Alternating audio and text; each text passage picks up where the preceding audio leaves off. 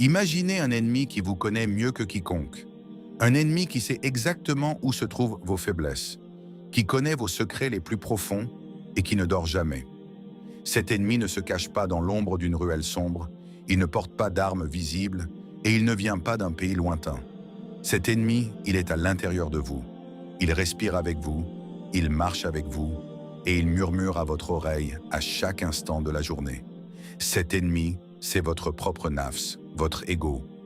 On parle souvent de guerre mondiale, de conflits géopolitiques ou de crises économiques, mais le prophète Muhammad, que la paix et le salut soient sur lui, nous a enseigné qu'il existe un combat bien plus noble et bien plus difficile, le djihad an-nafs.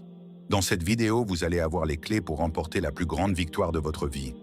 Aujourd'hui, nous vivons dans une ère de satisfaction immédiate.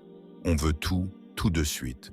La nourriture est à portée de clic, le divertissement est infini sur nos écrans, et la comparaison sociale nous pousse à vouloir toujours plus de reconnaissance, de likes et de biens matériels.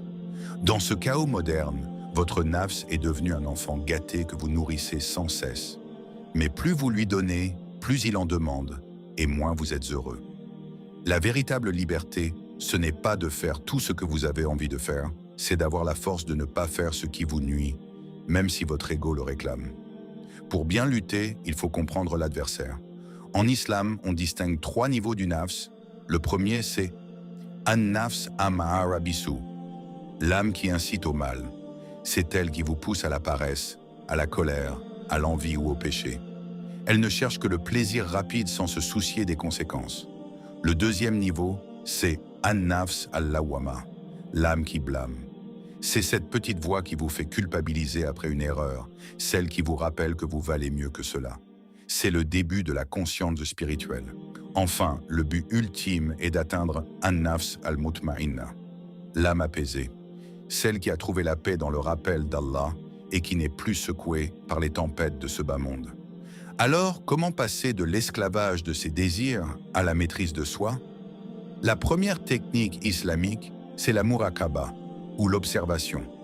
Avant d'agir, prenez une seconde de recul. Demandez-vous, est-ce que je fais cela pour Allah ou pour flatter mon ego? Apprendre à observer ses pensées sans se laisser emporter par elles est la base du développement personnel musulman. Si vous sentez une impulsion de colère ou d'envie, ne réagissez pas tout de suite. Respirez. Rappelez-vous que vous êtes plus grand que cette émotion passagère. La deuxième solution, c'est la muhasaba, l'examen de conscience. Chaque soir avant de dormir, faites le bilan de votre journée. Qu'avez-vous fait de votre temps? Où avez-vous laissé votre nafs prendre le dessus?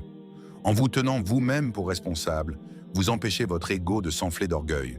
C'est un exercice d'humilité qui forge un caractère d'acier. Les plus grands conquérants de l'histoire musulmane étaient avant tout des maîtres dans l'art de se juger eux-mêmes avant de juger les autres.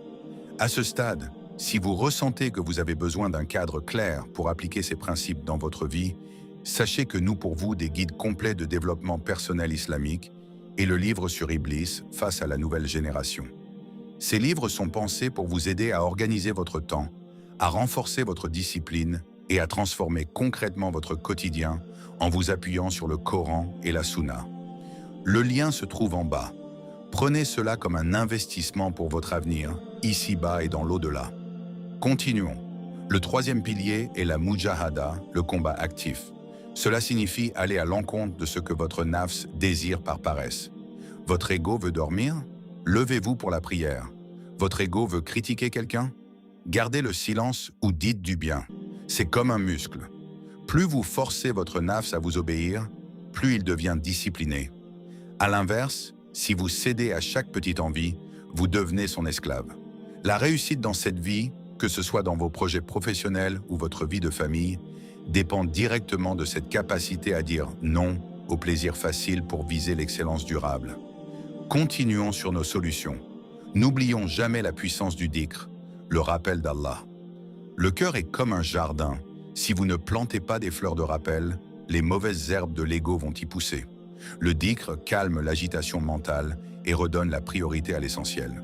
Quand vous vous rappelez la grandeur du Créateur, vos propres problèmes et vos propres désirs capricieux reprennent leur juste place.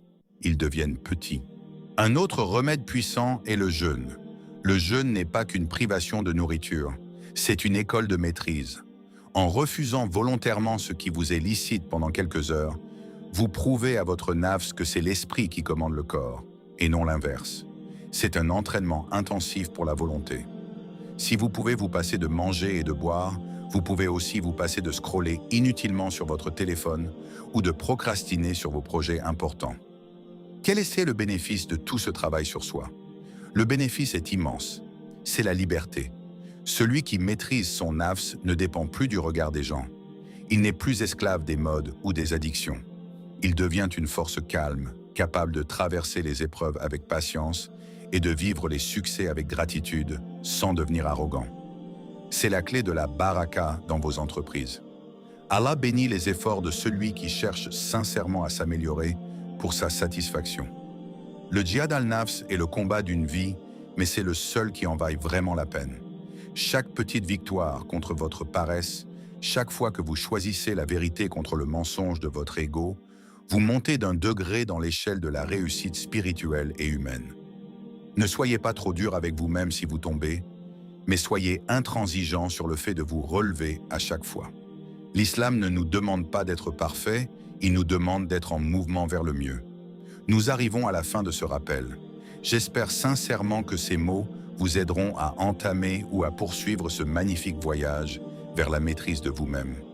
Si cette vidéo vous a apporté de la valeur, montrez-le en laissant un commentaire sur le défi que vous comptez relever aujourd'hui contre votre nafs. Abonnez-vous pour ne rien manquer de nos prochaines stratégies de réussite. Aimez et partagez cette vidéo pour que la lumière de ce rappel atteigne un maximum de cœurs. On se retrouve très bientôt pour une nouvelle vidéo. Que la paix, la miséricorde et la bénédiction d'Allah soient sur vous.